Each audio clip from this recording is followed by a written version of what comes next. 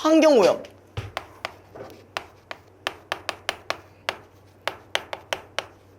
을 사회적 차원으로 할 때요. 사회적 차원. 자, 환경오염이 사회적 차원이란 얘기는 뭐야? 뭐 공장이나 뭐 그런 걸로 인해 환경이 오염되고 있다는 얘기겠죠. 그렇죠?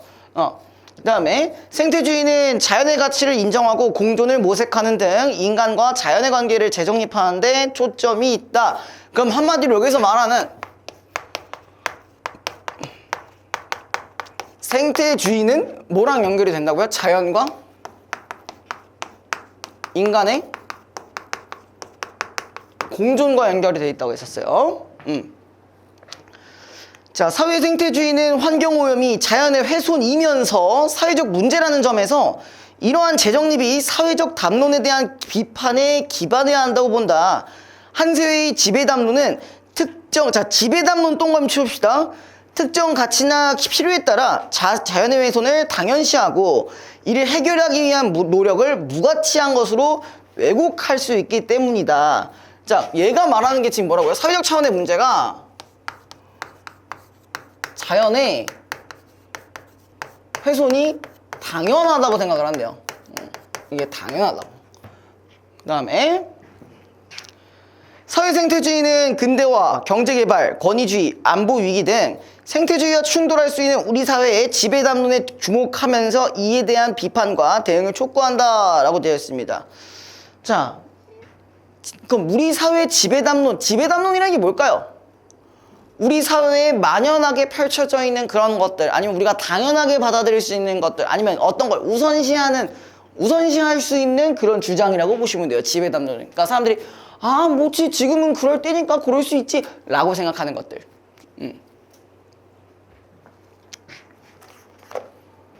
그러니까 예를 들어서 자연과 경제발전이 부딪힌다고 하면 뭐가 먼저라는 거야? 경제발전이 먼저라는 얘기겠죠. 자, 그걸로 인해서 자연이 훼손돼도 상관없다는 주의라고 합니다. 다시 55페이지 본문 봐볼게요. 작년 더위가 찔 무렵이었다. 일단 제목이 이렇습니다.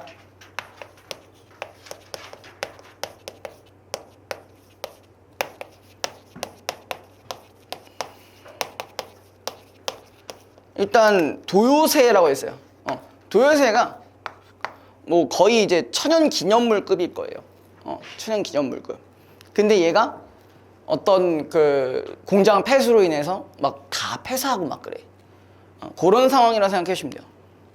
다시 B공단 성창비료 석교 공장의 노무과장이 장정 셋을 거느리고 집에 들어와 닥친 일이 있었다. 그나들은 종옥이가 시장에 나가 홀로 집을 지키던 참이었다. 김병국이란 작자가 누구요? 어떤 위인이니까 쌍판 좀 봅시다. 힘골 깨나 써 보이는 한 장정이 기세 등등하게 말했다. 자, 일단 지금 뭐가 있었냐? 어떤 키워드가 있었냐? 자, 공장에 노무과장이 있었고 여기에 장정 셋이 있었대. 근데 장정들이 지금 뭐라고 하고 있어요? 아니, 저 쌈판대기 좀 봅시다. 약간 그 힘 좀 깨놨으나. 그러니까 뭐야? 누구 데리고 온 거야? 깡패 같은 애들이 데리고 온 거예요. 어깨 형님들. 그죠? 내 아들놈인데 당신은 누구요? 기세에 눌려 내 목소리가 더 더듬거렸다. 그렇담 맞박 새파란 놈이 있고 그 새끼도 좀 봅시다. 다른 장정이 윽박질렀다. 아들은 집에 없어. 무슨 일인데 이러. 그 자식 당장 작살내태야. 암모니아 가스가 아니라 진짜 똥물을 아가리에 퍼넣어야 정신 차린 개새끼. 또 다른 왜 너무 리얼했냐? 또 다른 장전이 방문이 열린 큰 방과 건너방을 기웃거렸다. 소란 피워 죄송합니다만 병국이란 자제분을 만날 수 없겠습니까? 40쯤 된 노무과장이란 자가 내게 정중하게 말했다. 자, 일단 얘는 좀 어때? 얘는 정중해요. 얘는 과격해요. 그쵸? 얘는 정중하게 해야지. 겉으로라도. 나머지 얘네들이 이제 여기서 이 개새끼 어디 갔어? 막 이러고 있는 거예요. 근데 이게 무슨 상황인지 대충 예상이 돼? 얘네가 지금 누굴 찾고 있어? 김병국이라는 사람을 찾잖아. 그리고 여기가 비료야. 비료랑 관련된 공장이야. 딱 무슨 냄새가 나? 비료잖아. 비료 뭐야? 어디다 쓰는 거야? 그 거름에 쓰는 거잖아. 그럼 비료를 만들다가 뭐가 생길 수 있어? 오염물질 같은 게 생길 수 있죠. 그걸 이제 뭐 하는 거야? 폐수에 버렸다가 이제 새들 다 돼진 거 봐서 김병국이랑 작자가 뭔가 어딘가 신고를 넣은 것 같아. 그러니까 그거 듣고 이 새끼들이 이 회사 쪽이 개빡쳐가지고 이씨, 야, 어깨 형님들 좀 도와주십시오 하면서 이제 온 상황이겠지. 예. 자, 근데 이게 가능한 거는 언제적 시절이라 가능할 걸까? 요즘 시절에 그러면 좆되겠죠. 한 대충 1970년에서 80년대 정도로 생각하시면 좀 합당하실 겁니다. 자, 쭉 이어서 마을이라도 앉아요. 노무과장을 상대로 내가 말했다. 병국이를 찾자면 힘들겠네요. 늘 자정적 돌아오니 난 늘 그놈 행성지를 모르. 사실을 말씀드리자면은 노무과장이 병국이를 찾아온 이유를 설명했다. 선생 자제분이 우리 회사를 상대로 관계요로에 진정서를 냈습니다. 여기 시보건과에서 접수한 진정서 사본을 보십시오.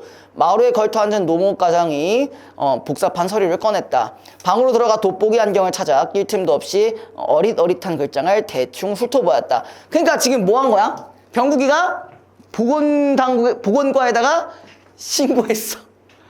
신고해버렸어. 그 밑에 내용이 그렇습니다. 성창부료 석교 공장은 연간 40억 규모의 흑자를 내면서도 폐기 처리 과정에 근본적 개선책이 전무함에 입증되었다. 8월 4일 새벽 2시 20분 당 공장은 야음을 튼타 암모니아 가스를 다량으로 배출해 가스가 폐수천을 따라 안개처럼 덮쳐 동진강 하류로 확산된 바가 있다. 일요일에 새벽 4시 10분 동진강 하류에서 오징어잡이 나가던 어민 18명이 심한 두통과 구토증으로 실신한 사건이 있었다. 야, 이건 좀 심각한데? 당사는 기계 밸브가 고장나서 가스가 샜다고 변명하지만 이런 일이 일주일 주기로 수십 차례 반복되었음을 입증하며 그래서 관계 자료들을 별첨했대요.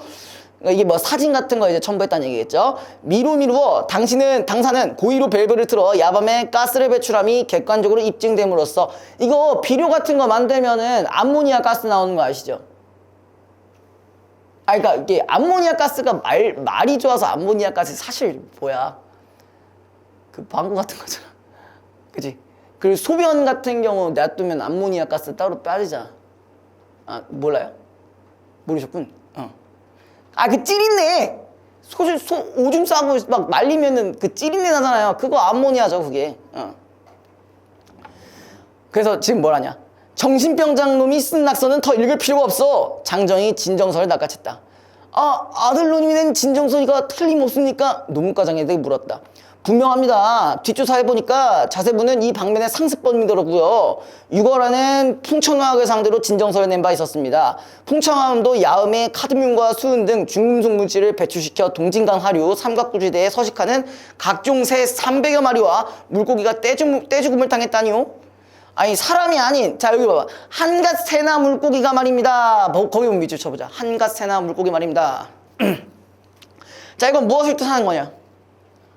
아까 얘기했던 지배담론 얘기하는 거겠죠, 그게. 그쵸? 생태주의를 무시하고, 네, 그런 부분이랑 연결이 가능하시겠죠.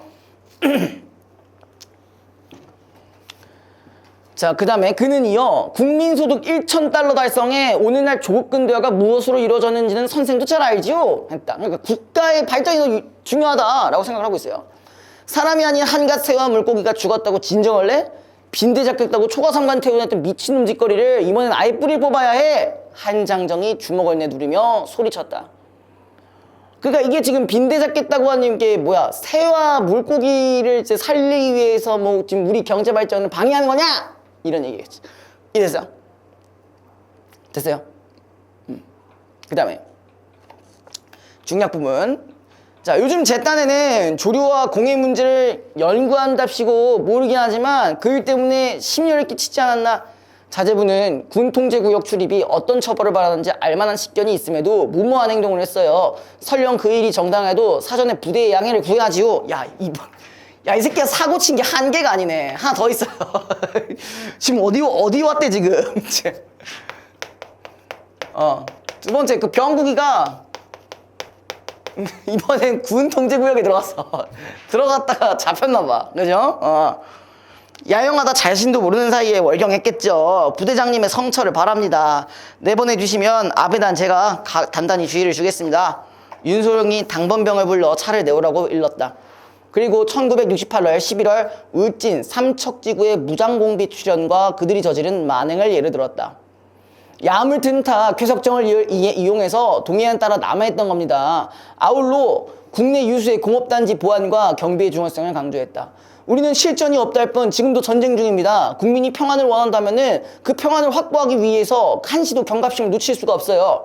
국민 복지의 향상과 재망산의 발전도 안보의 확립 위해서만 가능합니다. 그럼 안보의 확립도 마찬가지 자연을 무시하면서 할 수 있는 거라고 볼 수 있는 거죠. 그죠? 차를 마시고 나자 소령은 당병병에게 김병국군을 데려오라고 말했다. 한참 뒤 아들이 중이와 함께 파견대장실로 왔다. 쑥대머리에 떼꾸가 앉은 꾀재재한 아들놈 몰골이 중병 등 환자꼴이었다. 점퍼와 검정 바지도 뻘투성이어서 하수도 공사라도 다 하다 나온 듯했다.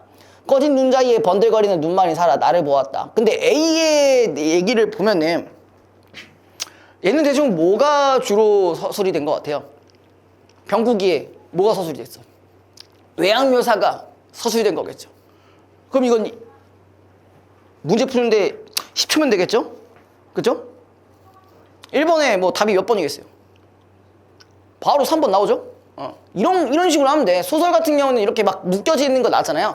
그럼 이게 뭔지를 생각을 해보셔야 된다는 얘기야.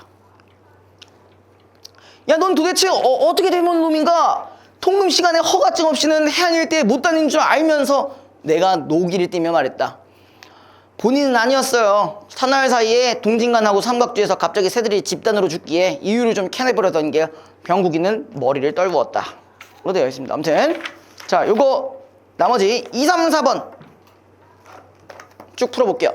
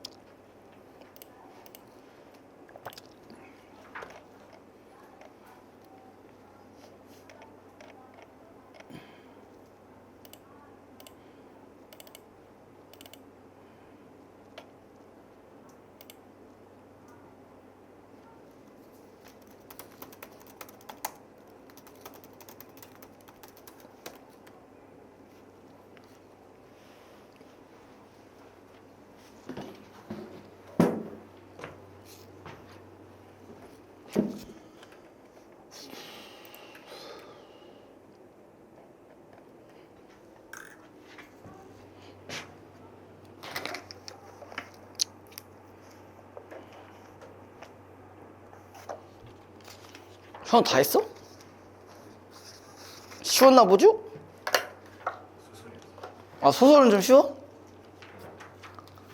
와, 나중에 있잖아, 너가 대충 한 1, 2등급쯤 되잖아? 그쯤 되면 현대소설이 제일 어렵다.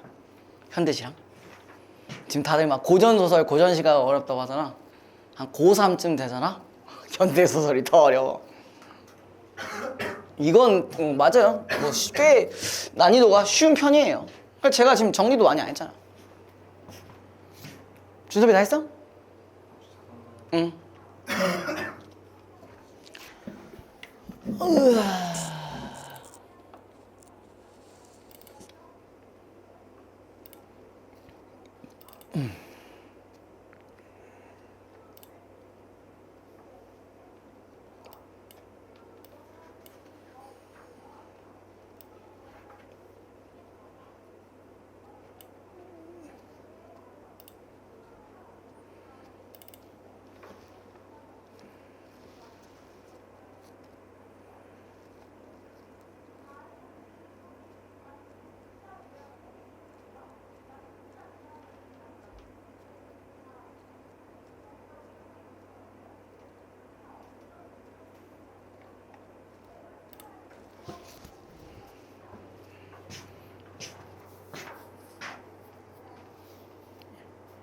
준섭이 다 했어 이제? 자 2번 기억 미음에 대한 이해로 적절하지 않은 거. 자 1번 기억은 니은의 말투에서 나타나는 증상이 더 심해지게 한 말이다. 자 뭐야 맞아요? 그 옆에 기세에 눌려낸 목소리가 더 더듬거렸다는 말이 있었기 때문에 충분히 연결 가능하실 거고. 자 2번 디귿은 니은에 담긴 정보를 추측의 단서로 활용하면서도 나의 질문은 무시하는 말이다. 자 지금 뭐야 아들놈인데 하니까 맞박 새파란 새끼네. 그 새끼 좀 봅시다. 누군지 말하나? 그럼 맞죠 이것도. 3번 리을은 디귿으로 인해 고조되는 상황의 긴장감을 일시적으로 완화하는 계기가 되는 말이다. 그쵸, 이 노문과장이 얘기한 거니까 좀 정중하게 얘기했잖아요. 그죠? 4번 리을은 미음에서 드러나는 인물의 행적에 대해 존중의 태도를 에이 뭔 소리야 이거 선지 너무 쉽잖아. 그죠? 존중의 태도가 아니었죠. 그죠? 그 다음에 2번 한 장정이 A를 인용하여 전하려는 의도로 가장 적절한 것은. 자 이거 몇 번이라 했어요? 너는? 네, 1번이 맞죠. 그쵸? 자 그 다음에 4번 적절하지 않은 거였습니다. 자 하나씩 보시면 자 1번 공장의 오염물질이 새와 물고기뿐 아니라 어민의 삶도 위태롭게 한다는 설정에서 환경오염을 자연에 대한 훼손으로 보는 관점을 넘어 사회적 문제로 확장하는 인식을 확인해 볼 수 있다. 그쵸? 진짜 사람들까지 다친 거니까 1번이라 했어 혹시? 자 2번 공장 관계자가 병국을 상습범으로 폄훼하여 국민소득 1,000달러 달성을 언급하는 설정에서 환경오염의 해결 노력이 경제개발 담론에 의해 왜곡될 수 있다는 인식도 맞는 말이겠죠. 3번 공장 관계자가 환경오염의 피해를 무시하며 조국 근대화를 강조하는 설정에서 환경오염의 해결을 위해 우리 사회의 지배 담론이 비판적으로 접근해야 한다는 인식. 이것도 연결은 가능하겠죠? 3번이라니 혹시? 3번은 너는 몇 번을 했어? 3번 한번 가볼게요. 다시. 자, 공장 관계자가 환경 오염의 피해를 무시하며 조국 근대화를 강조하는 설정이야. 일단 환경 오염의 해결을 위해 우리 사회의 지배 담론에 우리가 비판적으로 접근해야 된다는 인식. 이해했어? 요럼 이해돼? 그러니까 지금 문제가 뭐야? 작품에서 확인할 수 있는 작가의 인식을 정리해 본 거잖아. 작가의 인식과 연결할 수 있다는 거지. 문제를 제대로 안 읽어줬구만. 4번 병국이 공해 문제를 연구하지 못하도록 아비단 제가 단단히 주의를 주겠다고 내가 말하는 설정에서는 권위주의 담론이 자연의 훼손을 당연시한다. 그런 거는 엿볼 수가 없었잖아. 아버지 말에서 너 4번 5번 안 봤지. 포켓몬 한 판 더 하려고 이놈 시기. 자, 그 다음에 비문학 가볼게요.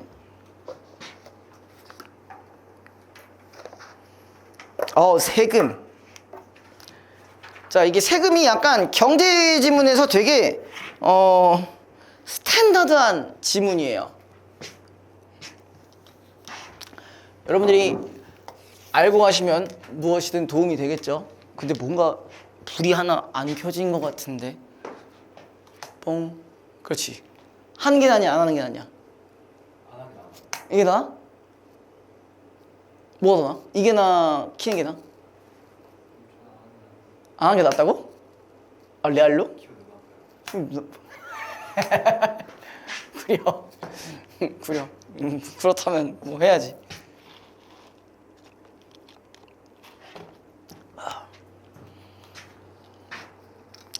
자, 세금은 국민 개개인이 국가에 일정한 경제적 부담을 지는 방식이며 국가는 이를 통해 복지, 치안, 교육 등의 공공 서비스를 제공한다. 세금 부과의 대원칙은 소득이 있는 곳에 세금이 있다로 정리될 수 있지만 소득의 자체에 세율을 매겨 세금이 계산되는 것은 아니다. 자, 이 말이 좀 어려울 수 있어요. 근데 대신 이거는 저랑 이해를 하고 넘어가셔야 돼. 아마 좀 많이 어려우실 거야. 세금을 산출하는 데 핵심이 되는 개념이 과세표준이다. 과세표준은 말 그대로 세금을 부과하기 위한 기준이 되는 금액으로, 자, 일단 봐봐. 급여 총액에서 이렇게 봐봐.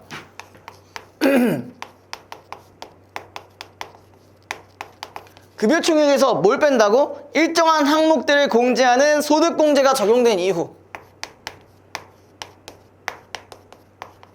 자, 이게 된 이후에 그 다음에 남은 금액이 과세표준이 된다. 자, 이게 뭐라고? 과세표준이래.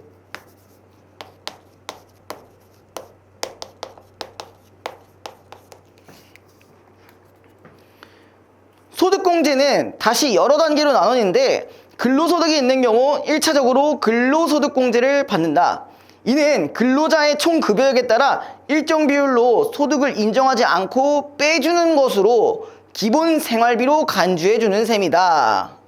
총급여액에 따라 공제금액이 달라지는데 높은 급여의 구간일수록 공제 비율은 70%, 40%, 15%, 5%, 2%로 점차 줄어든다.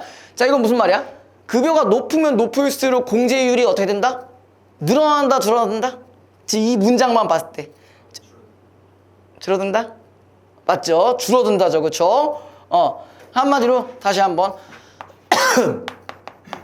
급여가 높을수록 공제율도 줄어든다.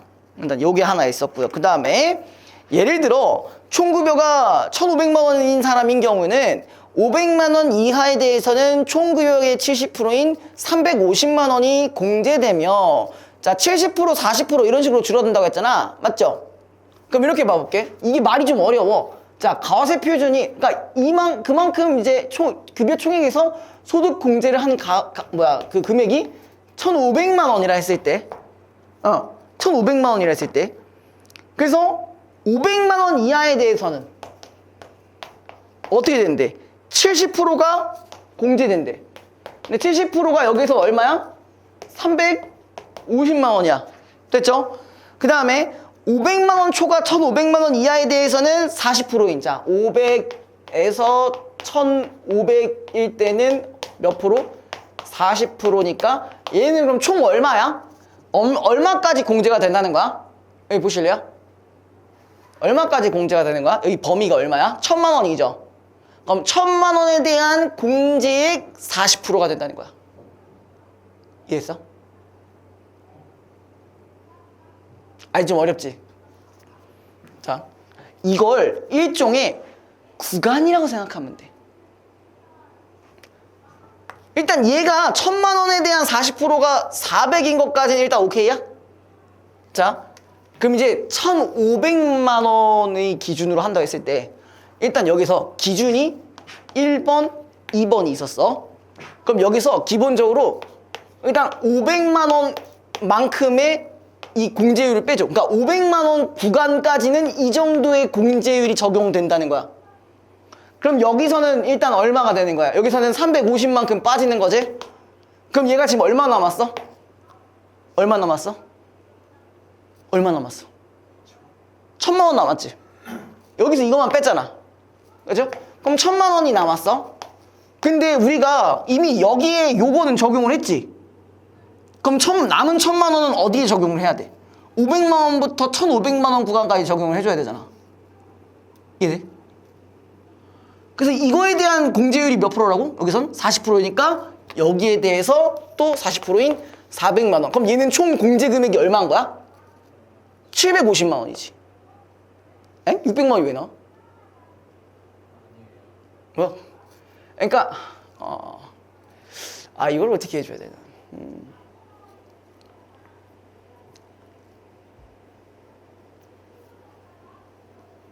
그러니까 기준 금액이 급여가 적으면 적을수록 공제율이 커진다 했잖아. 그럼 반대로 급여가 커지면 공제율이 낮아지는 거잖아. 그래서 요 구간까지는 다 이만큼 할인 공제를 해주는 거야. 근데 뭐 어디서부터? 요 구간부터는 공제율이 조금 더 낮아지는 거야. 오케이? 그래서 요게 총 공제가 된 게 얼마? 750만 원이니까 그럼 1,500에서 750만 원을 공제가 가능한 거지. 그지? 그러면 1,500에서 750만 원만큼 빼주면 얼마야? 750만 원 남는 거지. 그러면 자, 공제까지 된 최종 금액이 뭐가 된 거다? 750만 원이 된다는 거다. 다시 한번 쭉 볼게요. 자, 동일 비율의 공제를 적용하면은 고소득자의 실질적인 세 부담이 줄어들기 때문에 자, 차등적 공제 비율을 정한 것이다. 그러니까 무슨 말이에요? 고소득자한테도 동일한 비율의 공제를 적용했다고 쳐보자. 자, 만약에 자, 1,000만 원에서 공제율 40% 얼마야? 400만 원이잖아. 근데 만약에 고소득자야. 그러면은 근데 40%를 공제를 해줘. 그럼 얼마야? 4천만 원이잖아. 그럼 너무 고소득자 입장에서는 개땡큐 아니야? 그러니까 어떻게 해줘야 돼? 그러면 그럴수록 공제율을 더 낮춘다는 얘기예요. 그러니까 한마디로 누가 세금을 더 낸다는 거야? 고소득자가 세금을 더 내기도 하거니와 세금의 비율을 더 높인다는 얘기겠죠. 이래서? 이거 그래서 내가 어렵다는 얘기가 이런 부분 때문에 어렵다고 하는 거야. 그냥 지금 과세 표준이 상당히 어렵잖아. 그쵸? 자, 근로소득 공제 이후에는 인적공제 등의 다양한 유형의 소득공제가 적용된다. 자, 인적공제는 납세자 본인을 포함하여 배우자, 자녀, 부모, 형제 등 부양가족의 수에 따라 공제 금액이 늘어나는 구조이다. 자, 방금까지는 그럼 뭐에 대한 공제를 한 거야? 근로소득 공제한 거죠? 지금 말한 개념은 이해돼? 지금은 뭐라고? 인적공제래요. 자, 공제받는 부양가족이 되려면은 해당 가족의 소득금액이 100만 원 이하이며 부양가족 한 명당 150만 원의 소득공제가 적용된다. 자, 이게 왜 이런 인적공제를 왜 하는 걸까? 인적공제 왜 할까? 한번 보실래요? 자, 혼자 사는 이준섭 씨가 있습니다. 그리고 애가 셋인, 그리고 마누라까지 있는 최현우 씨가 있습니다. 마누라 없는 걸로 할까? 없고 애만 셋. 자, 두 분 다 연봉이 1년에 뭐 5천만 원이라고 가정을 해볼게요. 자, 이준섭 씨 1인 혼자 살고 있습니다. 연 5천을 벌어요. 혼자 먹고 살기 어때? 쾌적하죠? 자, 근데 자, 우리 최현우 씨 5인이에요. 자, 5인이에요. 그게 똑같이 얼마? 연 5천만 원. 야, 살만하냐? 개 빠듯하겠지. 내 용돈 없을 것 같지, 그치? 그래서 어디다가 여기에다가 뭘 해주는 거야? 인적공제를 해준다는 거예요. 이게 인적공제의 개념이야. 안 그래도 씨발 먹고 살기 개 빠듯한데, 그죠? 그러니까 인적공제라도 받아야 될 거 아니야. 그러니까 한마디로 뭐야? 여기가 조금 더 돈을 많이 쓸 수 있는 환경이니까 공제를 더 해준다는 거야. 이준섭 씨 1년에 5천 개 쾌적하잖아. 와, 씨발, 막 컴퓨터도 막 내 꼴리는 대로 사면 되고. 그게 당신은 컴퓨터 산다고 당신 미쳤어? 누나가 좋아가지고 한 3살 연상이랑 갑자기 덜컥 결혼을 했는데 애가 셋이야. 벌써부터 막막하시죠, 그쵸? 뭐 컴퓨터 뭐라도 살려고 하면 마우스라도 살려고 하면은 막 마누라가 눈치 개줘. 야, 니가 그 버는 돈으로 뭘 할 수 있는데? 그래서 우리 애 밥 안 먹이냐? 막 존나 스트레스 받을 것 같아, 그죠? 그래서 인적공제가 들어간다. 아주 이해가 잘 되시죠? 너 이해 안 돼? 바꿔줘? 이준석 5인? 자, 이렇게 쓰는데 인적공제다.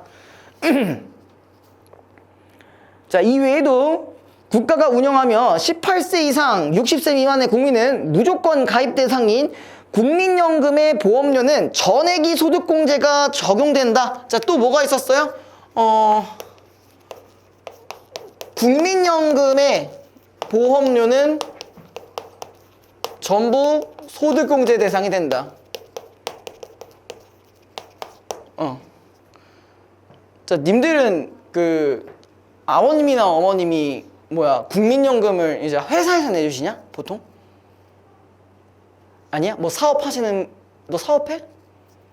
종합소득세 안 내죠? 그냥 그걸로 내? 그 소득공제로만 내? 연말정산. 회사로? 네, 대부분 그러실 거예요. 저는 종합소득세를 내야 되는 사람이라 국민연금 개 많이 나온다 진짜. 한 달에 거의 한 2, 30만 원씩 들어가요. 아니 또 나한테 뭐 주는 것도 없어. 왜 그러는 거야 나한테. 자, 아무튼 이렇게 소득에서 여러 소득공제가 적용된 금액, 그러니까 방금 소득공제가 지금 뭐가 있었어? 이런 아까 얘기했던 근로소득공제, 그 다음에 인적소득공제, 그 다음에 국민연금 소득공제 다 해가지고 여기서 이제 뗄 거 다 떼서 남은 게 이제 뭐라고? 과세표준이라고. 이해됐어? 그러니까 총급여액에서 소득공제 될 수 있는 걸 다 빼면은 이게 되는 거야. 그러니까 이준섭 씨 같은 1인 가구는 어떻게 되는 거야? 소득공제액이 그래도 좀 적겠죠? 그럼 내야 될 세금이 조금 더 있을 수 있겠죠? 최원우 씨 같은 경우는 부양해야 할 강족이 자이니까 조금 다른 데보다 세금이 덜 내겠죠? 그런 얘기입니다. 1인이 좋아? 알겠습니다. 자, 그 다음에 이 과세표준에 세율을 곱해 산술세액을 계산하는데 이때 세율은 과세표준의 금액이 클수록 높아지는 거기줄 누진적 성격을 지니고 있어. 그럼 이 얘기는 뭐야? 적을 때는 적은 비율의 세금을 내고 많이 벌면 많이 벌수록 높은 비율의 세금을 낸다는 얘기예요. 됐어요? 소득 불평등을 줄이는 데 기여한다. 소득공제가 과세표준 자체를 줄이는 방식이라면은 세액공제는 산출세액에서 일정 금액을 깎아주는 방식이다. 자, 지금 뭐가 좀 다른 것 같아. 그쵸? 자, 소득공제는 여기에 직접적으로 영향이 가지. 얘를 줄이는 방법 중에 하나였잖아. 그쵸? 맞아요? 근데 여기서 뭐도 있다고? 세액공제는 산출세액에서 일정 금액을 깎아주는 거야. 그러니까 여기에서 한 번 더 깎아주는 거야. 오케이? 대표적인 세액공제 대상에는 의료비와 연금저축이 있다. 의료비의 경우 총 급여액의 3%를 넘긴 액수에 대해서 거기 밑줄 15%의 공제율로 세액공제를 받는다. 자, 말이 어렵죠? 연간 1,000만 원의 급여를 받은 경우에 총 의료비가 40만 원이라면은 근데 몇 프로를 넘긴 액수에 대해서? 3%니까 1,000만 원에 3%면 30만 원이죠. 30만 원을 초과한 10만 원에 대해 15%를 계산하여 공제한다라고 되어 있어요. 그러니까 넘긴 액수야. 그럼 총 40만 원이 나왔어. 3% 이상이면 40만 원에서 30만 원을 제외한 10만 원에 대해서 15% 해준다는 거야. 이해? 어려워? 어려우면 괜찮아? 그럼 총 얼마가 되는 거야? 그럼 15,000원 공제되는 거겠네요? 그죠? 연금저축의 경우 금융기관에서 판매하는 연금저축에 가입하여 저축한 금액에 대해서 1년간 최대 600만 원을 16.5%의 공제율로 세액공제가 가능하다. 그러니까 예를 들어 연금저축계장에 1년간 600만 원을 모두 저축한 사람의 경우 산출세액에서 600만 원의 16.5%에 해당하는 99만 원만큼 공제하여 최종적인 세금액인 세액을 결정하는 것이다. 그러니까 만약에 이게 아까 소득공제 값이 이거였는데 여기서 99만 원을 또 깎아준다는 얘기겠죠. 이해됐어? 괜찮아? 자, 결정세액을 결정하기 위한 소득공제와 세액공제는 조세의 수직적 형평성과 정책 목적 때문에 시행된다고 할 수가 있다. 조세의 수직적 형평성이란 소득이 더 많은 사람에게 더 많은 조세를 납부하도록 하는 원리로 이를 통해 국가는 소득 재분배를 달성하게 된다. 또한 정부가 장려하고 싶은 활동이나 지출에는 공제를 더 많이 허용하는 방식으로 조세제도는 정부의 정책 목적을 달성한다. 소득이 같다 하더라도 가계 상황이나 지출 성격에 따라 세금 부담이 달라지는 것이 바람직하다고 보는 시각에서 다양한 공제 제도가 마련된 것인데, 예컨대 에너지 절약형 제품 구매, 출산 및 육아 등 특정한 사회적 과제에 대응하는 지출은 공제 대상이 되기도 하며, 이를 통해 개인의 경제활동이 정책 방향과 연결되도록 유도한다. 자, 요거 과세 표준에 대한 얘기를 한 번만 더 할게요. 이거는 방금 근로소득 공제였잖아. 그러니까 예를 들면 이거야. 자,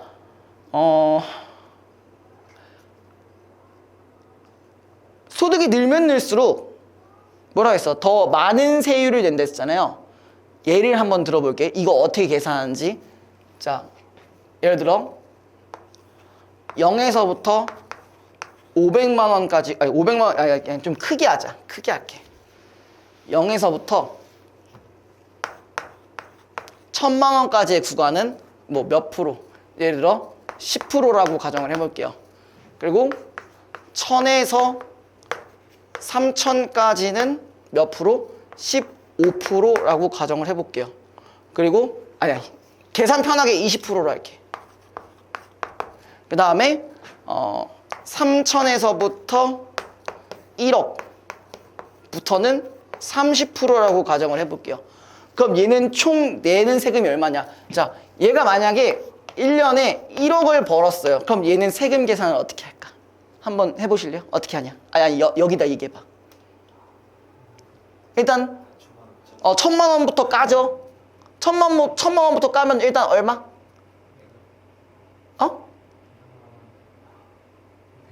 100만 원만 내면 되죠 일단. 자, 그러면 얘는 일단 1000만 원만큼의 부분이 까였어. 그리고 여기에 대한 세금은 100만 원이야. 자, 그 다음에 1000만 원부터 3000만 원이니까 이건 총 얼마야? 2000만 원이죠. 그럼 여기서 지금 얘가 남은 정리해야 되는 세금이 얼마야? 9000이죠. 9000에서 지금 여기서 2000만 원만큼 몇 프로로 까이는 거야? 20%로 까이니까 400만 원이죠. 맞아요? 자, 그럼 이제 얼마 남았어? 7000 남았죠. 그쵸? 맞아요? 그럼 7000이 여기에서 30%, 요 구간에선 30%야. 자, 요거 그럼 다 쓰면 되겠네? 7000만 원에서 30%면은 얼마야? 2100만 원이죠. 자, 그러면은 이 1억 버는 사람의 세금은 총 얼마라는 거야? 2500만 원인 거지. 그러면은 얘는 결론적으로 1억 중에서 2500만 원만큼의 세금을 낸다는 거야. 과세 표준이라는 건 계산할 때 얘를 계산하면서 하나씩 까내리는 거야. 이런 개념이야. 이해돼? 괜찮아? 구간별로 요렇게 요만큼 까고 여기서 요만큼 까고 여기서 요만큼 까는 거야. 이거 기억하고 있으시면 써먹을 때가 그래도 꽤나 있어요. 그 모의고사나 이런 데에서 써먹을 때가 조금 있으니까 요거는 기억해 두시고 그냥 약간 경제에서 나오는 좀 기본적인 것들이라고 생각해 주시면 돼요. 우리 예를 들어 뭐 수요와 공급 법칙 같은 거 마냥 있잖아. 근데 여러분들이 만약에 아무것도 모르는 상태에서 갑자기 이런 세금 얘기하면은 존나 당황할 거 아니야. 지금 이미 내가 봤을 때 이 지문 자체 보시면서 지금 걔 당황스냈을걸? 앞에 같은 경우는 꽤나 쉬웠는데 갑자기 소득공제 나오고 과세표준 나왔으니까 여러분들 이거 씨발 뭐라는 거야? 라고 했을 것 같아. 그러니까 이거를 한번 제대로 이해를 해보고 가자는 얘기였어요.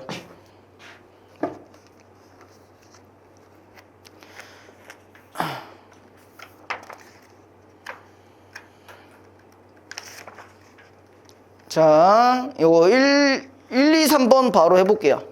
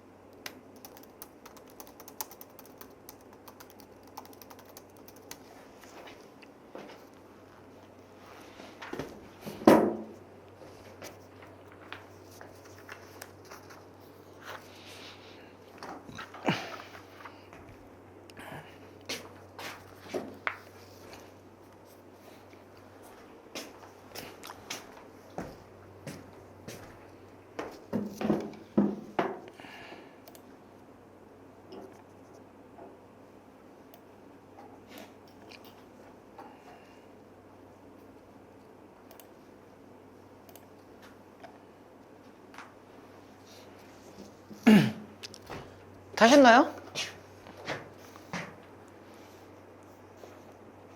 자, 1번에 몇 번이라 하셨어?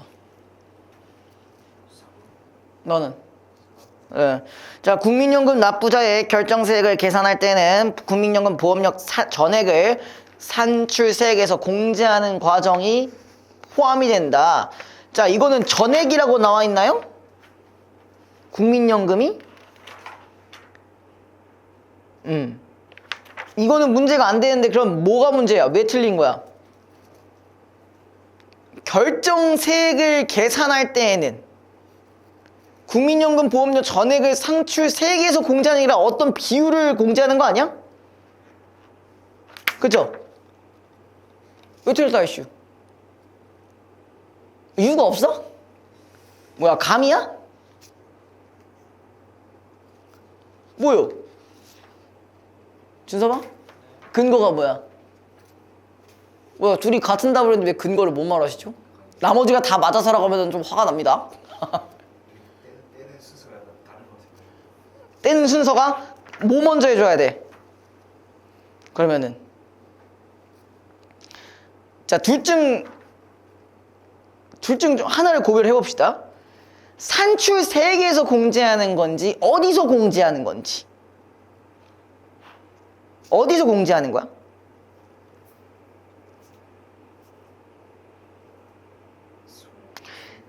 자, 봐봐. 산출세액에서 깎아주는 거는 세액공제잖아. 얘는 그 국민연금 같은 경우는 소득공제에 해당하는 거잖아. 소득공제가 지금 뭐였어? 과세표준 자체를 줄이는 방식이었잖아. 그러니까 국민연금 같은 경우 과세표준 자체를 줄이는 방식이었고, 산출세액에서 공제하는 거는 세액공제잖아. 아까 세액공제 뭐가 있었어? 아까 얘기했던 이거 말고 여기까지 내가 소득공제라 써놨네. 세액공제는 아까 그 병원비 같은 거, 그지? 그런 거랑 뭐 저축연금 같은 거. 그러니까 그런 카테고리가 달랐던 거잖아. 뭐 알고 푼 게 아니었어? 이런? 네, 어느 정도는 아니죠. 이거 아닌 것 같긴 한데. 아닌 것 같긴 한데 뭐가 아닌 건데? 뭐가 아닌 건데? 그걸 명확하게 생각을 해보자고. 용어가 헷갈리죠. 맞긴 맞았지만 네, 좀 씁쓸하네요. 자, 기억의 이유로 가장 적절한 것은, 자, 기억이 지금 뭐냐? 동일한 비율의 공제를 적용하면은 실질적인 세부담이 줄어든다. 자, 이게 이유. 이거 솔직히 지문에 바로 나왔죠? 몇 번? 5번이죠? 그죠? 준섭티? 어? 3번? 과세표준의 구간에 따라 다른 세율을 매기는 것에는 누진적 성격이 내포되어 있다? 이게 뭔 말인지.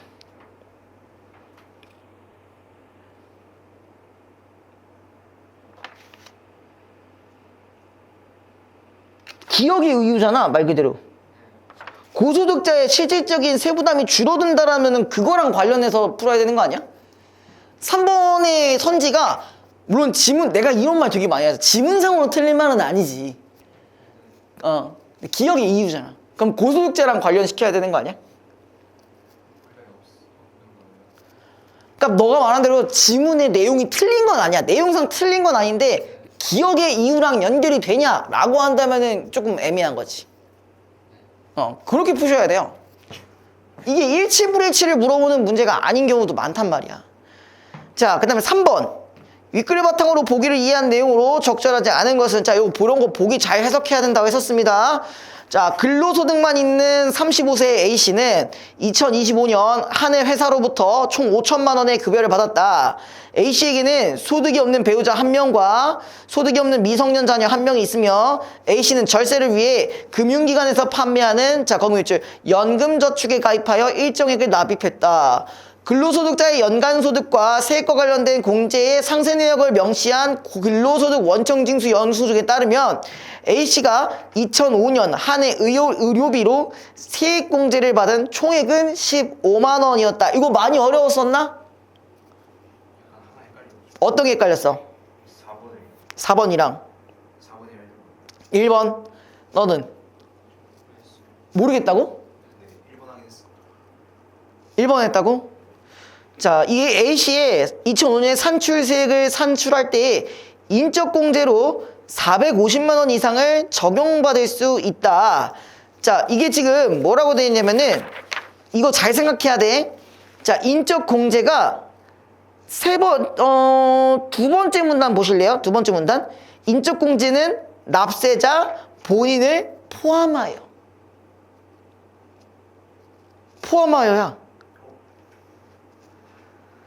그래서 부양가족 한 명당 150만 원의 소득공제가 적용된다라고 나와 있잖아.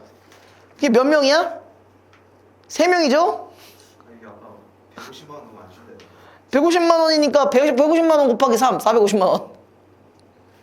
그러니까 당신 1인 가구의 이준섭 씨도 인적공제를 받는다, 안 받는다? 받는다. 최윤우 씨는 인적공제 5명의 분을 받는다. 그 차이다. 오케이? 아, 낚였죠? 본인을 포함하여라는 거 못 봐가지고 틀린 경우 많습니다. 자, 그 다음에 나머지는 다 해줘? 4번만? 4번. A씨의 연금저축이 절세 효과를 발휘하기 위해서는 2025년에 연금저축에 납입한 저축 총액이 600만 원을 초과해야 한다. 자, 요거 한 번만 더 가볼게요. 지금 그 마지막 밑에서 두 번째 문단에서 밑에서 두 번째 줄 보면은 세 번째 줄 보면은 연금저축에 가입하여 저축한 금액에 대해서 1년간 최대 600만 원을 16.5%의 공제율. 그러니까 600만 원이 안 돼도 공제가 가능하다, 불가능하다? 가능하다. 그러니까 600만 원을 초과해야 한다가 아니라 그럴 필요가 없다는 거죠.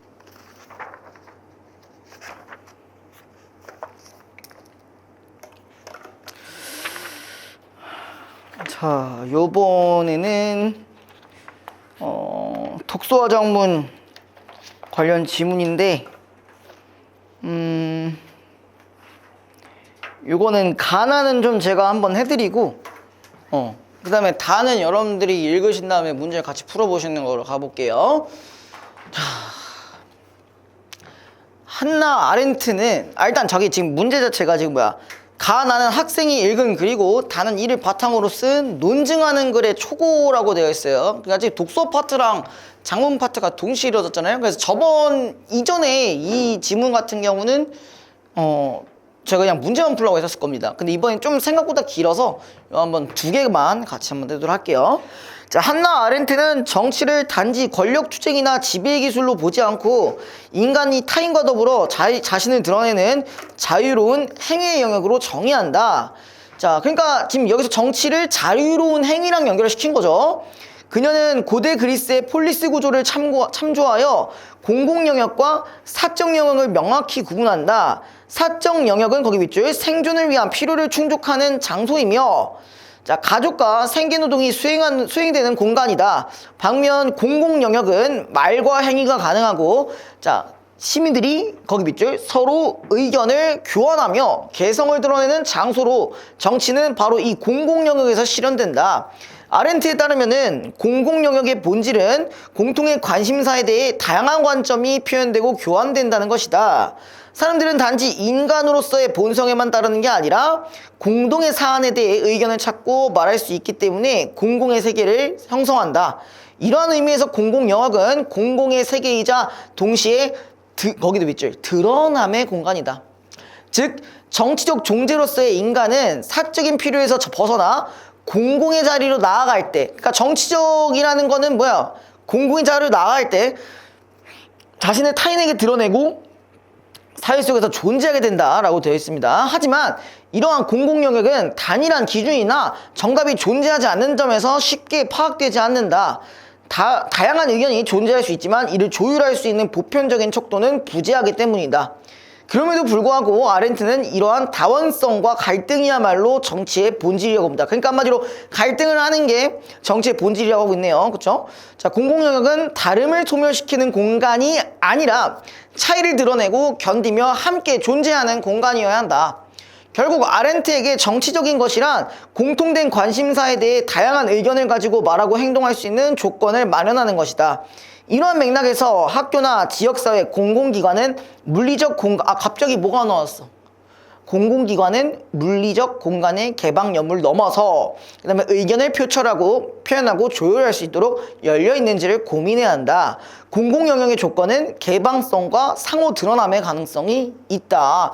자, 이런 얘기가 나온 거 보니까 어떤 특정한 공간을 공개해서 얻을 수 있는 효과랑 관련된 글이 나올 수 있겠네요. 자, 나 부분에서 보면은 경제학에서 외부 효과란 어떠한 경제활동과 관련하여 다른 사람에게 의도하지 않은 혜택이나 손해를 가져다 주면서도 이에 대한 대가를 받지도 지불하지도 않는 상태. 그러니까 이게 제일 중요해요. 의도하지 않은 혜택, 그 다음에 대가를 받지도 지불하지도 않는 상태. 이해했어? 여기까지? 외부 효과는 다른 사람에게 혜택을 가져다주는 긍정적 외부 효과와 다른 사람에게 손해를 입히는 부정적 외부 효과로 구분된다. 특히 시장에 의해 공급이 조정되지 않은 공공재를 도입할 때는 공공재로 인한 외부 효과가 반드시 고려되어야 한다. 이에 관련하여 체육시설의 야간 개방은 긍정적 외부 효과를 발생시킬 수 있다. 예를 들어 낮 시간에 시설 이용이 어려웠던 근로자나 학생들에게 체력 증진의 기회를 제공할 것이고 체육시설 이용자의 증대에 따른 주변 상권의 활성화까지 기대할 수 있을 것이다. 반면 체육시설의 야간 개방은 부정적 외부 효과고 수반할 수 있다. 수반하다는 게 뭔지 알아요? 동반될 수 있다 뭐 이런 얘기죠. 밤늦은 시간에 이용자가 증가함에 따라 소음 문제, 청결 유지, 시설 안전에 대한 부담이 늘어날 수 있으며 관리 인력의 추가 배치나 에너지 비용 상승도 지역 차원의 부담으로 이루어질 수 있다. 이러한 문제는 개별 이용자가 야기한 것이더라도 공동체 전체가 부담을 나눠야 하는 구조이기 때문에 정책 도입 시에는 이익뿐 아니라 모두 사회적 비용까지도 충분히 고려해야 한다라고 되어 있습니다. 자, 요거 문제 다를 한번 읽어보시고 요 문제 한번 풀어보세요. 요거 한번 풀어봐서 아시겠지만 쉽지는 않긴 해요. 그래서 천천히 잘 읽어보시고 풀어보세요. 둘 중에 하나 틀렸죠? 일단 하나씩 가볼게요. 이거 쉽지 않지? 자, 두 단어가 보이는 의미관계는 유의관계, 샛별, 금성, 비슷하대. 그죠? 반의관계, 앞뒤, 상호관계, 학교, 중학교가 있다. 한편 과일, 채소처럼 유의관계, 반의관계, 상하관계 중 어떤 관계도 맺지 않은 단어쌍도 있다. 자, 일반적으로는 반의관계를 맺지 않는 단어쌍이 담화 맥락에선 마치 반의관계처럼 대립하는 경우도 있다. 예컨대 문, 벽은 어떤 의미관계에도 해당하지 않는 단어쌍이지만 스마트폰, 누군가엔 소통의 문이지만 누군가엔 소통이 병입니다 같은 담화 맥락에서는 반의관계처럼 대립하고 있다. 일반적으로는 반의관계를 맺는 단어쌍들이 담화 맥락에서 함께 쓰일 때 그 대립이 사라지는 경우도 있다. 예컨대 소년소녀는 일반적으로 반의관계를 맺는 단어쌍이지만 우리 모두는 소년소녀 시절이 있었다 같은 경우는 나이 어린 사람의 의미를 나타낼 뿐 대립하지 않는다 라고 되어 있습니다. 일단 1번 엄마, 어머니는 기억에 해당하고 담화 맥락에서 같은 인물을 지시함으로써 자 잠깐만 옆에 와봐. 대립이 사라진 경우요? 원래 엄마, 어머니는 대립을 하지 않지 않아요? 적절한 거요. 대립이 사라진 경우가 아니라 애초에 원래부터 대립이 없었다고. 뭔 소리야. 사라지는 거라면은 그럼 원래라면은 엄마랑 어머니가 대립이 되어야 되는데 사라졌다는 거잖아. 그렇게 봐야 되는 거잖아. 뭔가 선지를 잘못 읽으신 것 같은데요? 뭐죠? 이해돼? 자, 그 다음에 3번 고기풀은 리을에 해당하고 전혀 관련 없죠. 담화 맥락에서 육류로 만든 음식과 육류 없이 채소로 만든 음식의 의미로 쓰여 마치 반의관계처럼 대립하는 경우도 볼 수가 있다. 요게 맞는 말이었어요. 네. 그냥만 보면은 뭐야, 고기랑 풀 자체는 대립이 아니잖아. 그죠? 그 다음에 2번 자, 보기에 기억미음에 대한 이해로 적절하지 않은 것은 자 일단은 유의어, 그 다음에 상보반이어, 그 다음에 정도반이어 뭐 이런 것들이 일단 있어요. 그쵸? 자, 몇 번이라 했어요? 다 맞길 바라죠. 몇 번? 몇 번? 5번? 2번? 한번 가볼게요. 자, 짝수, 홀수는 자연수라는 의미 영역을 상호 배타적으로 양분함으로 니은에 해당하다. 근데 니은이 뭐라 했어요? 상호 배타적인 관계를 갖고 있다. 그 상호 배타적이란 말 뭔지 아세요? 뭐지 반대되는 서로 배척한다는 얘기거든요. 봐봐. 출석을 하지 못하면 뭐가 돼? 결석이 되는 거지. 결석을 안 하면 출석이죠. 그럼 이번에 짝수 홀수는 야 짝수가 아닌 건 홀수잖아. 홀수가 아닌 건 짝수잖아. 영 이드립 하지 말고 영 이지랄 하지 말고 영은 아니에요 그래서 하지 말고 음수도 있잖아요. 그런 생각하지 말고요. 기준이 기준이 원래 원어라는 게 그래요. 사회적 합의라. 그러네. 자연수, 야! 자연수라는 의미 영역이 되잖아. 자연수에만 가능한 거잖아. 자, 5번. 바퀴는 자동차의 일부분이며, 바퀴는 자동차의 미음에 해당한다. 일단 뭐라고 돼 있어요? 포함하는 단어, 그 다음에 포함되는 단어, 새는 동물의 하이어이면서 오리 기러기들의 상이어이다. 그러니까, 야, 바퀴는 자동차의 일부분이라고 자동차의 미음에 해당한다라고 하기에는 뭐야? 야, 바퀴는 자동차에만 달 수 있나요? 예? 다른 데도 달 수 있지 않아요? 마차에도 달 수도 있고 수레에도 달 수 있고 이것저것에 달 수 있잖아. 맞지? 그래서 바퀴가 무조건 자동차에만 속하는 건 아니기 때문에 5번이 정답이었습니다. 예. 아마 이게 5회차인가 6회차에서부터는 중세국어가 나올 거예요. 그래서 다음 주에는 중세국어를 아마 진행하지 않을까 싶습니다. 자, 5회차로 넘어가 볼게요.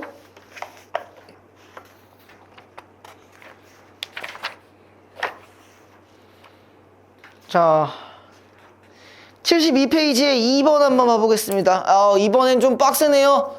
현대국어랑 현대국어래. 현대시랑 그리고 수필도 존재하고 있네요.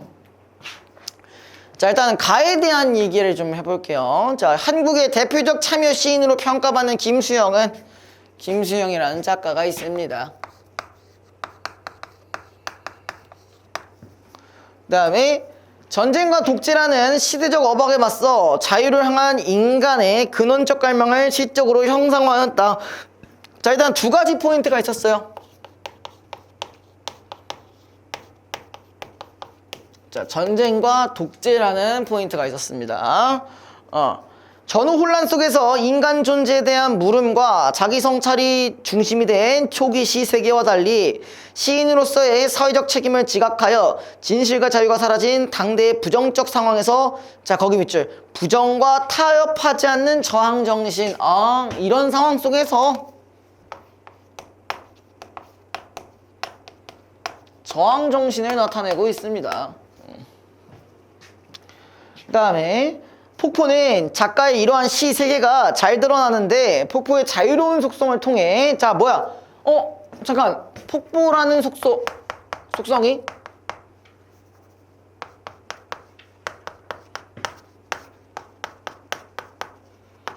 자유로운 속성이라는 게 있대요. 물론 여러분들이 폭포를 어떻게 생각하실지는 모르겠지만 일단은 이렇게 생각을 해보자고. 알겠죠? 우리 여기서 이렇게 해석하기로 했으니까. 그죠? 일체의 억압으로부터 벗어나 절대적 자유를 지향하며 현실에 안주하고 타협하려는 소시민성을 타파하고자 하였다. 자유로운 속성 플러스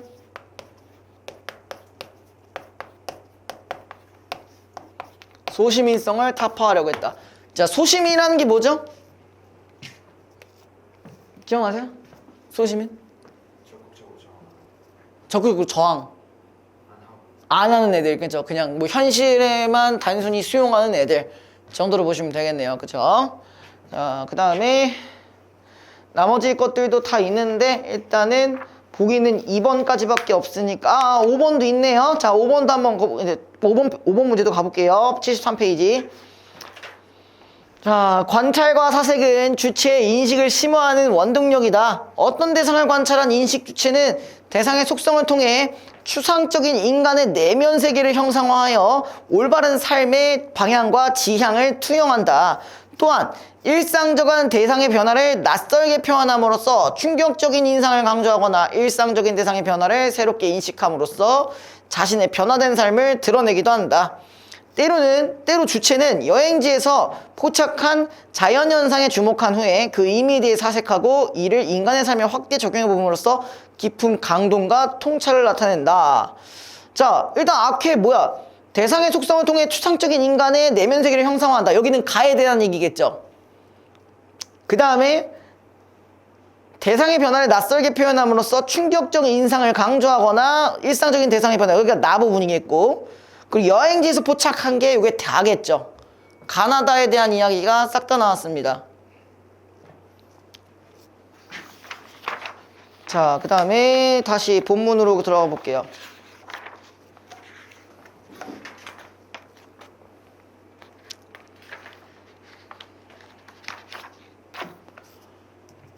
자, 일단 얘는 폭포라는 작품인데 이런 속성이 있었다라는 거 좀 기억을 해두시고 해석을 한번 가볼게요. 자, 폭포는 뭐래요? 고든 절벽을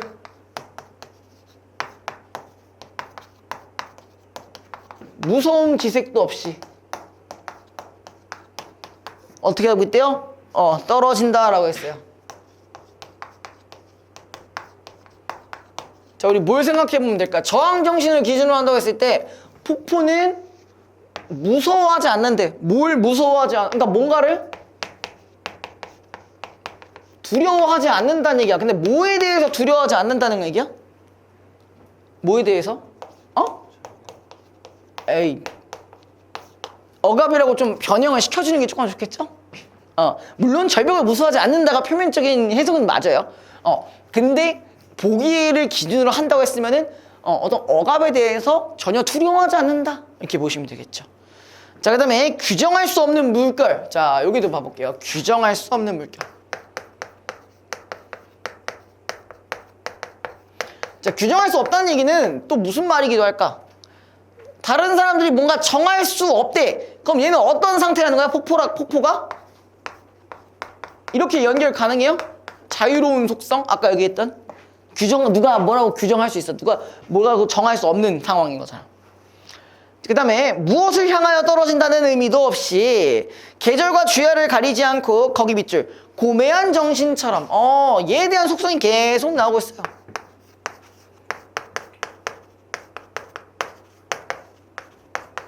고매한 정신처럼 쉴 사이 없이 떨어진다. 그리고 주야랑 상관없이, 그러니까 낮이든 밤이든 상관없이 이 폭포의 속성은 고매한 정신이라는 걸 기억해 두시면 되겠네요.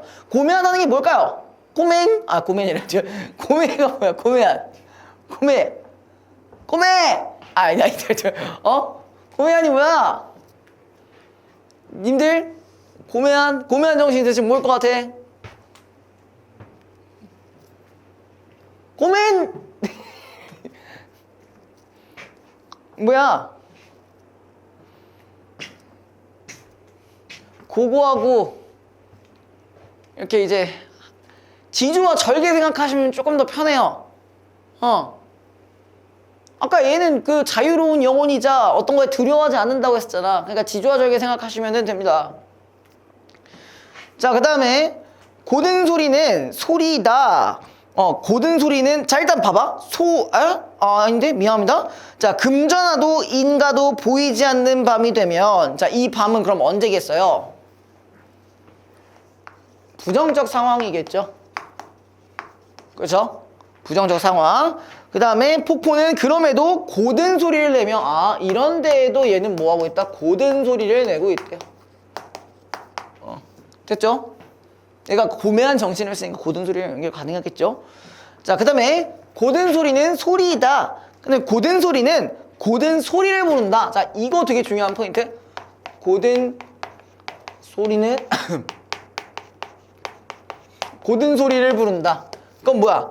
얘의 이러한 뜻은 곧 어디로까지? 다른 곳까지 뭐가 가능하다? 전파가 가능하다는 거죠. 그러니까 일종의 이렇게 저항을 하는 사람이 있으니까 얘를 따라올 수 있는 사람도 있다는 거지. 이 저항 정신에 대해서. 이렇게 보시면 편하죠? 됐어? 준섭이 괜찮니? 자, 그 다음에 번개와 같이 떨어지는 물방울은 취할 순간조차 마음에 두지 않고 나타와 안정을 뒤집어 놓은 듯이. 자, 이 나타와 안정이 뭐냐?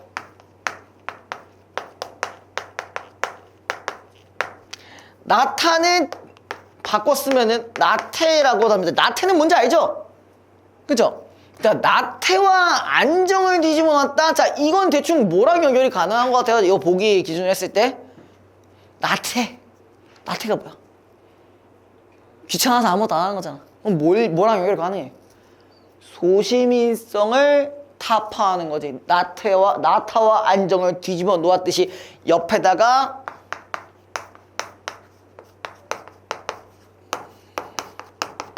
소시민성 타파로 적어주시면 됩니다. 자, 그 다음에 높이도 폭도 없이 떨어진다. 자, 높이도 폭도 없이 떨어진다는 얘기는 아까 얘기했던 규정할 수 없는 물결과 연결이 가능하시겠죠. 자, 그 다음에 나 볼게요. 자, 과목에 과물들이 괴물 아닙니다. 네, 물이 익어 있는 사태처럼 나를 경악해 하는 것은 없다. 자, 일단 이게 무슨 말일까요?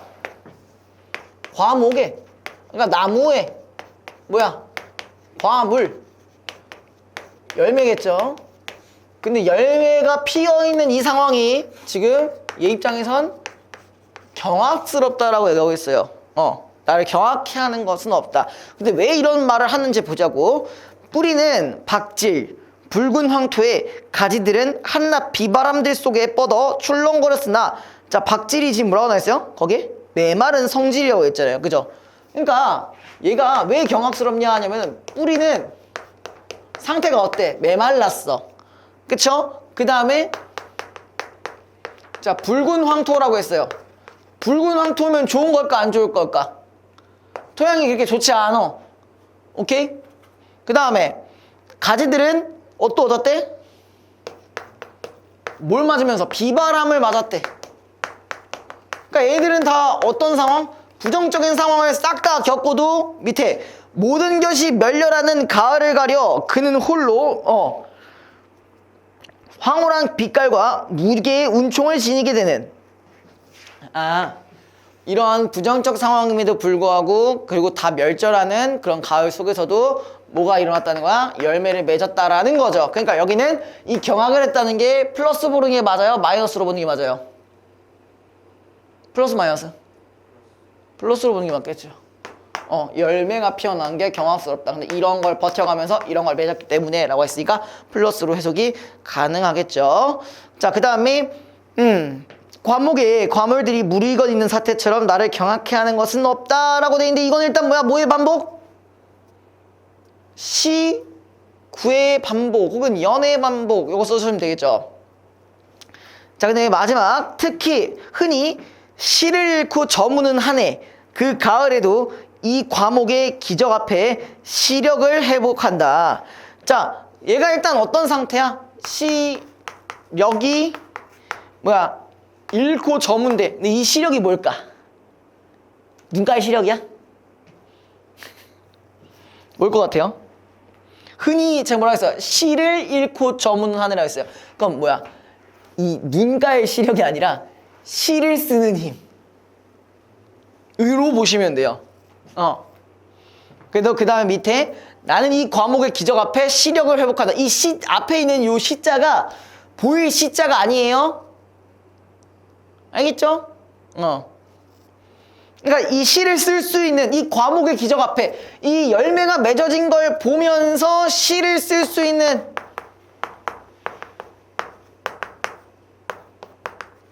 힘이 생긴다는 얘기입니다. 요걸 보면서. 됐죠? 이해돼요? 괜찮아? 자, 이제 마지막 두물머리. 사람들은 이곳을 두물머리라고 부른다. 한자로 표기되면서 양수리가 된 것이나 사람들은 여전히 두물머리라 일컫는다. 두물머리 입속으로 가만히 내어보면 얼마나 정이 가는 말인지 느낄 수가 있다. 자, 근데 여러분들 두물머리, 양수리 둘 다 아세요? 둘 중에 하나라도 아세요? 아시는 분? 아시는 분? 몰라요?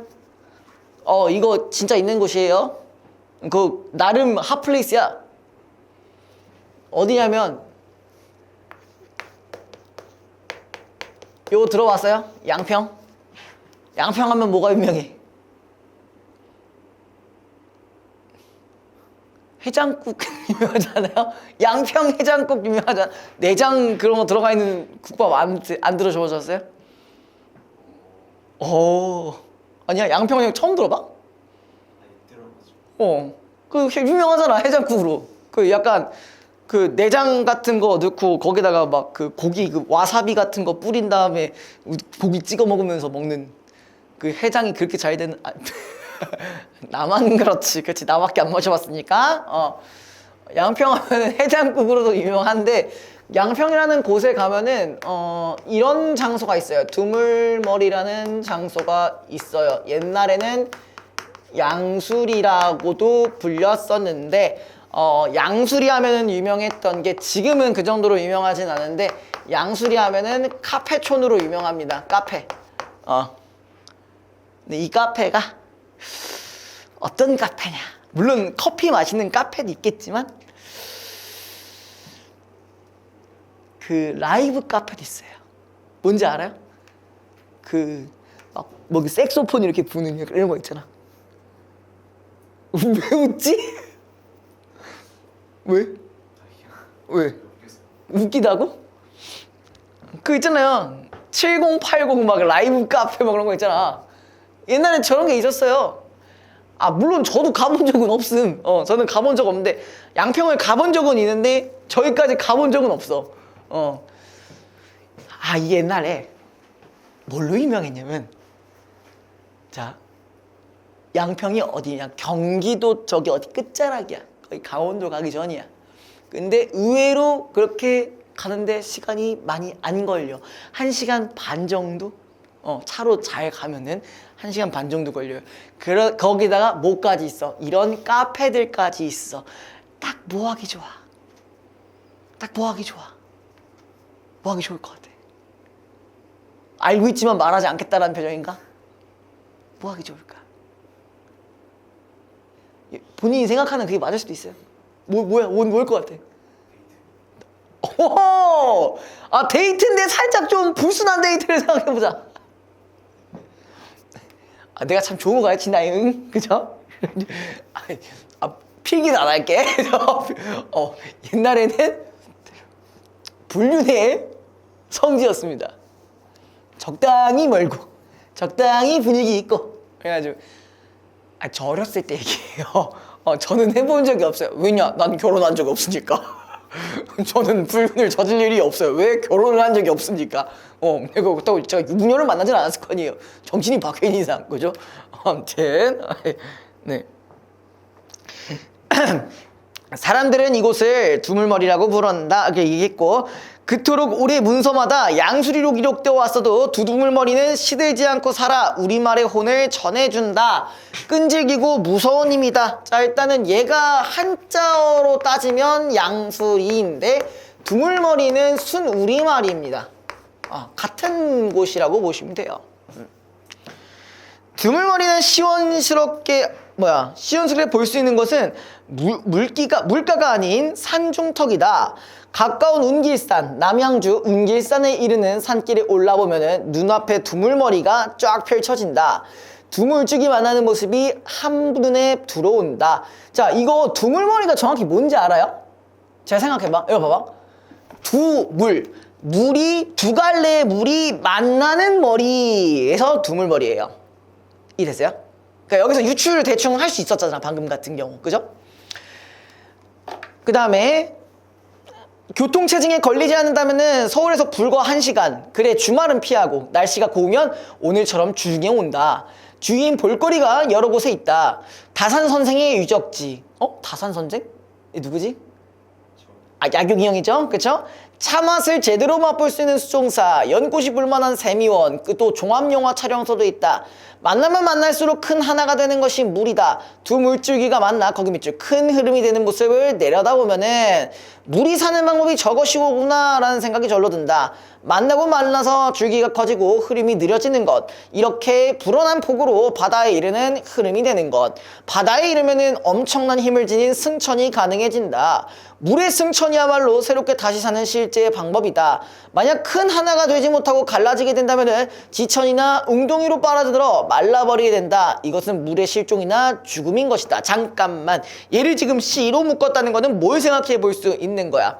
자, 물에 대한 이야기를 했는데 물이 여기서 뭐 하고 있어요? 만나면 힘이 더 커지고 흩어지면은 죽는다는 어떠한 속성들을 제시했다라고 볼 수 있는 거죠. 이해됐어요? 두 물이 만나서 하나의 물이 되는 것을 글자로 표기할 때 하는 참으로 크고 넓다라는 뜻을 지닌다. 두 물줄기가 서로 껴안듯 만나 비로소 한강이 된다. 이게 한강까지 가는 조인가 봐요. 그죠? 운길산 상질에서 내려다보면 이 모든 것을 실감하게 된다. 한강을 반겨하는 곳이 운길산이라고 말하고 싶다. 만나도 걱정이 없는 다소곳한 흐름. 서로가 서로를 편안하게 받아들이는 모습은 정말 아름다운 풍광이다. 만나서 큰 하나가 되는 것이 어디 이곳의 물뿐이랴. 살펴보면 우주 만물이 거의 다 그렇다. 자, 잠깐만. 야, 우리 물 얘기하다가 뭐 얘기했어요? 우주 만물 얘기했으니까 이건 뭐라고 볼 수 있어요? 유추! 들어가야죠. 유추. 그쵸? 준섭이 기억나? 유추? 유추? 뭐야? 알아? 뭐야? 그게 뭐냐고? 귀납과 연연이랑 같이 나오는. 예? 아닌데요? 속성이 비슷한 두 대상을 비유하는 거잖아. 그러니까 지금 물이나 뭐가 같다는 거야? 우주만물이랑 같은 상황을 얘기하는 거죠. 들꽃도 나무도 꽃술의 꽃가루로 만난다. 그리야 돼 서로 만나서 하나 되는 기간이 봄, 여름, 가을, 겨울의 내철 안에 이루어지도록 틀 접혀 있어 짧은 편인데 다만 사람의 경우엔 이 계절의 틀이 무용하다. 계절의 틀을 벗어난 능력이 사람에겐 주어져 있다. 하나가 다른 하나를 만나서 새로운 하나를 만들지 못하면은 그 끝 간 데까지 외로울 수밖에 없다. 외로울 수밖에 없는 이치가 거기에 잠재해 있다. 다른 하나를 선택하기 위한 기다림, 선택을 결정하기까지 채워지지 아니하는 목마름이 자리 잡기에 외로울 수밖에 없는 노릇이다. 원래 거기 자리 잡고 있는 바람은 완성을 기다리는 바람인 것이다. 그러니까 하나를 만들지 못하면 외로울 수밖에 없다 이런 식으로 얘기를 하고 있잖아요. 그죠? 자, 그러면서 얘가 뭐래? 이 외로움을 견디면서 참아내느라 또 스스로 생각하고 또 생각하다가 때로는 뒤를 돌아보게 된다. 여기 반성과 성찰의 기회가 오며 명상도 따르기 마련이다. 명상은 해답을 찾는 노력의 사색이다. 해답을 얻는다 하여도 그것은 물음표인 갈고리 모양 또 다른 물음을 이어 올리고 끌어올리기 일수다. 이런 과정을 통해 삶을 진지하게 짚어보는 기회와 만난다. 곧 자기와의 만남이 가져오는 성숙인 것이다.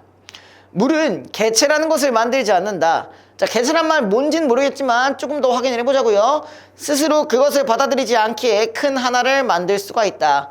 개체를 부정하기 때문에 새로운 하나로의 융합이 가능하다. 개체를 허용하지 않으므로 큰 하나일 수 있는 사실. 그러니까 개체라는 게 뭐야? 하나하나 개인적인 걸 얘기하는 거지, 그치? 개개별인 거. 이는 큰 하나가 되기 위한 숙명일 수도 있다. 다른 목숨들이 못 따를 뜻을 물이 지니고 있음을 이렇게 한다. 넘겨주세요.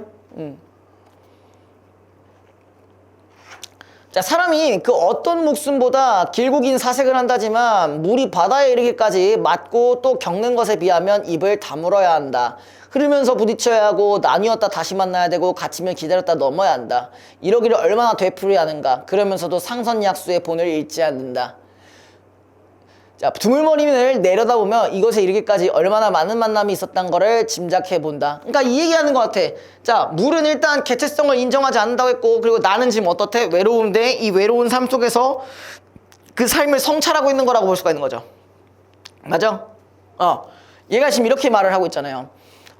얼마나 수없이 거친 만남 하나, 작은 만남은 이름을 얻지 못하고 큰 것만 이름을 얻는다. 작은 것들이 있기에 큰 것이 있거늘 큰 것에만 이름이 붙은 것을 어쩌랴. 그러면서 산전수전 다 겪은 사람이 지닌 인품의 향기처럼 두물머리에서의 물은 유연한 흐름을 지닌다. 여기 비끼는 햇살이 비치니 흐름이 반짝이기 시작한다. 두물머리는 그 어느 곳보다 아름답다. 보기에 아름다운 것보다 깊이 지니고 있는 뜻이 아름답다. 그럼 지금까지 두물머리의 그 뜻이 뭐였어? 아까 얘기했듯이 물이 합쳐지면서 또 더 큰 존재가 되는 거 정도로 보면 되겠잖아요. 그죠? 낮에는 꽃들이 앉고 밤에는 별들이 앉는 숲이 아름답다고 여겼는데 오늘 보니 두물머리는 그 이상이다. 조용한 물고기를 삼터에 날이 젊을자 하늘의 별이 있는 대로 다 가져와 쉼터가 된다. 만나서 깊어진 편안한 흐름. 이 흐름이 그 위에 모든 걸 다 받아 안을 수 있는 넉넉한 품까지. 연이 이런 수용이 얼마나 황홀한지 어느 시인이 이를 다 전해줄 수 있을까 묻고 싶다라고 나와 있는데, 자, 이거 조금 뒤에 게 오히려 또 이해하기가 좀 어려우셨을 거예요. 자, 요거 1번부터 5번까지 싹 다 해봅시다.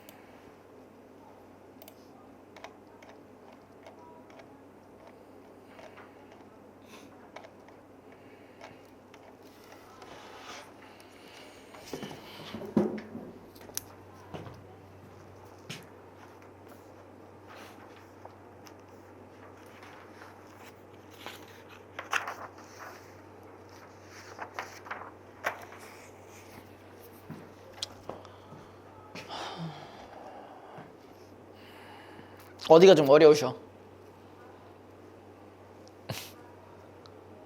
에? 어디가 어려우셔? 글이 어렵다고? 몇 번 문제가 좀 어려우시냐고. 오래 걸리신 것 같아가지고. 1번? 준섭이 다 했어? 근데 좀 별로 뭐 이렇게 확신이 없어? 가볼게요. 자, 그럼 하나씩 좀 가보죠. 1번 가다에 대한 설명으로 적절하지 않은 것은, 아유, 다 찾아봐야 되네. 그지 같은 문제였네. 자, 가다는 모두 감각적 이미지를 활용하여. 일단 감각적 이미지 있냐? 가에 소리를 내면 떨어진다 했으니까 청각적 심상이라도 일단 먼저 있겠죠? 그죠? 그 다음에 라에는 붉은 황토 색채 있으니까 상관없죠? 그죠? 그 다음에 다는 두물머리에 대한 묘사 자체가 있었으니까 이거 감각적인 거잖아. 그죠? 그 다음에 대상에 대한 예찬적 태도. 폭포에 대해서 예찬적 태도 맞죠? 과목도 마찬가지고, 과목을 통해 내가 시력을 회복하니까 긍정적인 인식을 하고 있고, 두물머리를 통해서 내가 깨달음을 얻고 있으니까 예찬적 태도를 갖고 있다라고 볼 수 있겠죠. 그죠? 자, 가와 나는 동일한 식구를 반복하여 시적 의미를 강조하고 있다. 얘는 뭐야? 가는 바로 고든 소리는 소리이다. 고든 소리는 고든 소리를 부른다. 뭐 이런 거 연결시킬 수 있겠죠. 그 다음에 나에서는 뭘 생각해보느냐? 과목의 과목들이 무르익어 있는 사태처럼 경악하게 하는 것은 없다. 여기가 반복되는 거고. 그 다음에 3번 가는 나와 달리 행간걸침을 활용하여 대상의 소수성을 이게 좀 어려웠냐? 행간걸침 처음 들어보지? 자 봐봐. 행간걸침이 여기서 뭐가 나온 거냐면은 자 고든 소리는 또 뭐야? 고든 소리를 부른다. 자 이게 사실 뭐가 좀 더 적절해 보여? 고든 소리 먼저 나오고 고든 소리를 부른다 이렇게 하는 게 좀 더 적절해 보이죠. 그러니까 의도적으로 뭐야 여기에 왔어야 될 거를 일로 넘긴 거야. 그럼 어떠한 의미가 있는 거야? 고든 소리는 뭐야? 이 고든 소리를 부른다 보다 뭐를 조금 더 강조하고 싶은 거야? 같은 성격의 소리를 부른다라는 거를 강조하고 싶었던 거예요. 혹시 3번 했나요? 그랬을 것 같아서. 행간걸침이 이거야. 알겠죠? 그 다음에 아마 처음 보는 거라서 모를 수도 있었을 것 같아. 4번 나는 다와 달리 음성상징어를 활용하여 대상의 모습을 역동적으로 나타내. 일단 음성상징어가 나에 있나? 라고 보기에 아무것도 없네? 음성상징어 뭐 있어요? 소리를 따라하거나 행동을 따라하거나 있습니까? 출렁거리다요? 음성상징어는 이거야. 봐봐. 부사어의 반복이야. 부사어의 반복이기 때문에 출렁거렸다는 그냥 뭐야? 형용사잖아. 그죠? 그 다음에 2번 보겠습니다. 자, 가를 감상한 내용입니다. 일단 몇 번이라고들 하셨을까요? 현우 몇 번? 너는? 3번. 네. 취할 순간은 인간 존재에 대한 물음과 자기 성찰의 시간을 상징적으로 드러낸 것으로 인간의 근원적 갈망에 대한 시인의 염원이 담겼다. 근데 이게 취한 순간도 주지 않고 가는 거잖아요. 이거조차 마음에 주지 않고니까. 그죠? 염원이랑은 상관없는 말이죠. 그죠? 그래서 3번이 정답이었고, 그 다음에 기억에 대한 설명. 기억이 뭐냐? 기억이 어디 있습니까? 물은 개체라는 것을 만들지 않는다 라고 되어 있으니까 이게 뭐예요? 3번이 제일 가깝죠. 그쵸? 이건 그래도 쉬웠을 거고. A에서 E에 대한 설명으로 적절하지 않은 것은 자 A 뿌리는 박질 거기네요. 모든 것이 소멸한 척박한 환경 속에서 시련과 고통을 겪고 있는 과목의 모습에 주목한 화자의 시선이 드러나고 있다. 맞죠? 여기 다 부정적인 그거였잖아. 맞죠? 그 다음에 2번 모든 것이 소멸하는 조락의 계절인 가을에 홀로 열매를 맺는 과목의 아름다움을 목격한 화자의 내적 고뇌가 들어가 있다. 이거 그냥 넘겼었지. 이거 맞았다고 했어요? 2번 했어. 너는? 맞아요. 2번이 됐어요. 왜? 내적 고뇌랑 상관이 없는 부분이잖아. 그쵸? 자, 그 다음에 5번 적절하지 않은 거였습니다. 자, 1번 가의 화자는 쉴 사이 없이 떨어지는 폭포의 모습을 고매한 정신이라는 추상적 인간의 내면 세계로 형상화하였다. 이거 연결되죠? 그죠? 2번 나의 화자는 과일나무에 과일이 열려있는 평범한 모습을 사태라고 표현하고 경악이라는 한자어를 사용해 낯설게 표현함으로써 요거는 뭐 그럴 수 있겠네. 그쵸? 3번 나의 화자는 모든 것이 멸렬하는 가을에 과목에 과물들이 무르익어 있는 것을 새롭게 깨달음으로써 자신의 삶에 긍정적인 변화를 맞이하고 있다. 이것도 맞는 말이죠. 혹시 다른 선지 있니? 1, 2, 3번에는 없지? 그죠? 4번 다의 글쓴이는 물의 속성은 인간의 삶에 확대에 적용하여 물보다 더 깊은 사색의 과정을 거치는 인간의 모습에 깊은 감동. 그게 아니라 물에 대한 거겠죠? 그래서 4번이 정답이었습니다. 여기까지만 하실게요.